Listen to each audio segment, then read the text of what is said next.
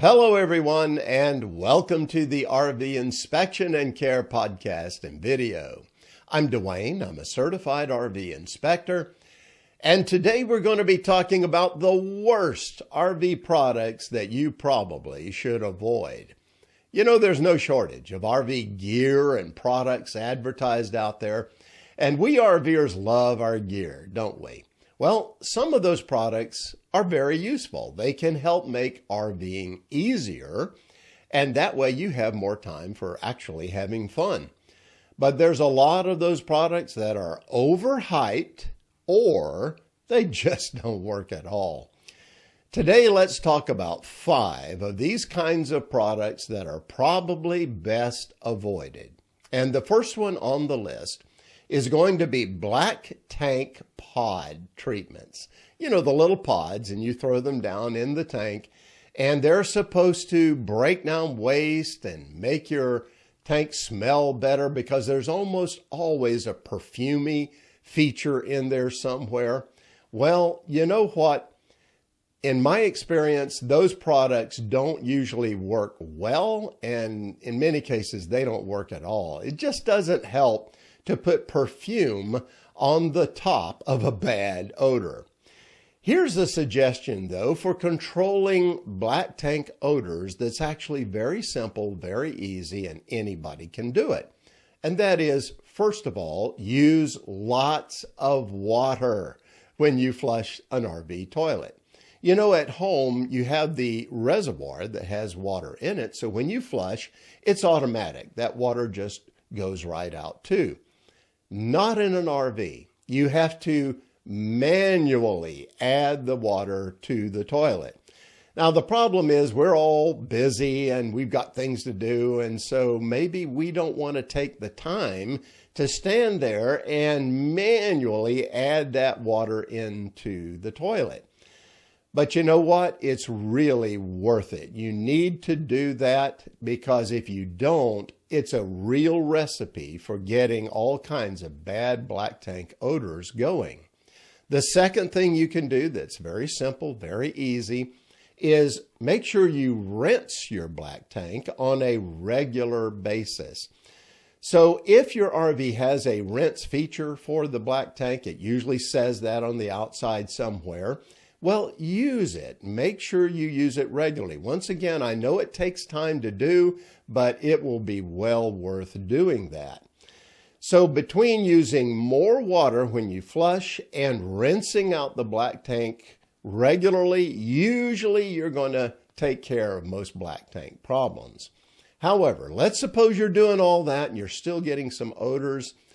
Well, there is a product that you can add to the tank that we have used for the last 6 years. It works in black tanks, in gray tanks. It doesn't matter. It's a great product. It's not like those other ones we talked about. It works in a different way. It's called Happy Camper. And you can check that out if you like. I'll put a link to it in the description of this video and podcast. Let's move on to our second product that you probably should avoid, and that is a Wi-Fi booster for free Wi-Fi at RV parks. The problem here is that most RV parks' free Wi-Fi is not very good at all. That's because a lot of people are trying to connect to it, and they're all trying to download things and stream things. There's just not enough bandwidth to go around. And in many cases, the park has not updated their equipment. It's old, it's out of date, and so on. Here's what I recommend. It's best to take internet access into your own hands. Make sure you can access the internet wherever you go by a method you choose. A good one that works for a lot of people is if they have a phone that can be used as a hotspot and you have a plan that allows that from your carrier, well, then a lot of people just do that. And if you only RV every now and then, that can be a great choice. If you don't have that, then you might want to buy these little small hotspots that can work with the big 3 carriers. And you can access the internet that way if you have a data plan that goes along with it. But I'll tell you, lately, a lot of people are just having great results using Starlink. So any of these suggestions are better ways of connecting to the internet that will be a lot more productive for you than trying to boost a signal that's really no good to begin with. All right, let's go on to number 3 on our list, and that is you don't really want cheap water hoses.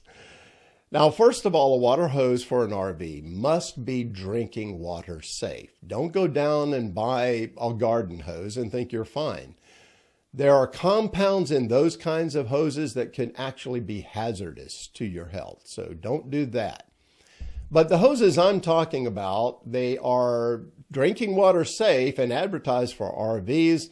Usually there are these white hoses that have the plastic fittings on the ends, and the hose is really cheap to buy. Well, here's what happens. The fittings very often break quickly, or they leak a lot, or the hose compound, the things that it's made up from, they get real stiff in cold weather, and you've got a fight on your hands to get that hose coiled up so that you can store it away. It's just not worth it. It's better to use flexible hoses for RVing, and they can be made out of various kinds of materials. Again, must be drinking water safe. Make sure they also have metal connections on the ends. That way they should last longer. Also, there is a flexible hose that's made of fabric that Camco makes that allows you to put it in a really super small storage area. I mean, this hose can really fold down into a small bag, and then you put it in your storage. I've been using that, and boy, does it work great. It doesn't kink, and you do not have any problems in cold weather. So consider those products. And again, I'll put links to those in the description of this video and podcast. Number 4 on our list of products you should probably avoid is a non-adjustable water pressure regulator. Now, you're going to need a water pressure regulator. I highly recommend them. Some of these parks and campgrounds have water pressure that's just way too high. So these non-adjustable ones will restrict the pressure, no question about it. But you have no control over it. There's no readout that tells you the PSI of that particular water pressure.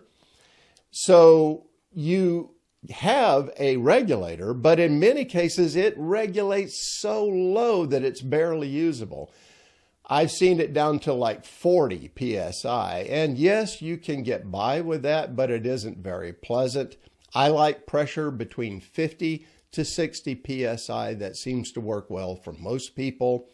But these non-adjustable ones, well, they err so much on the safety side that they're barely usable, and you really don't know what pressure you have anyway. So what I recommend is use an adjustable water pressure regulator. So it allows you to adjust it, and it has a gauge that tells you what the PSI is, and therefore you can adjust from there. And it's just so much better to use, and you'll be a lot happier with it. And on the other point, it's not that much more expensive. Once again, I'll put links to it in the video description and podcast description. Number 5 on our list, the last product we're going to talk about today that you really should avoid, and that is a construction generator. You know, these things are a great way to make enemies wherever you go. If you're in an RV park or campground, your neighbors are going to hate you. If you're boondocking and you're close to anyone else at all, they're going to not like you. They're loud, they're obnoxious, and they don't really help you either, because very often the electricity they produce is not safe for sensitive electronics like your phones and pads and so on. It's best instead to use an inverter generator if you're going to have a generator along with you. They are so much quieter and they produce clean electricity, pure sine wave electricity that's going to be really good for just about anything you want to plug in to your system. So ditch the construction type generator and use an inverter generator instead. Well, these are 5 of the worst products, and I see RVers using these almost on a daily basis. Once again, there will be links to the better products that I mentioned here in this video, and you can find it in the description of the video and podcast. And you can follow them out and check them out and see if it's something that's good for you or not. Well, I hope this video is going to help you avoid all of the unnecessary and sometimes useless RV products that you just don't need. And that's it for now. Have safe and happy travels, my friends. Until next time.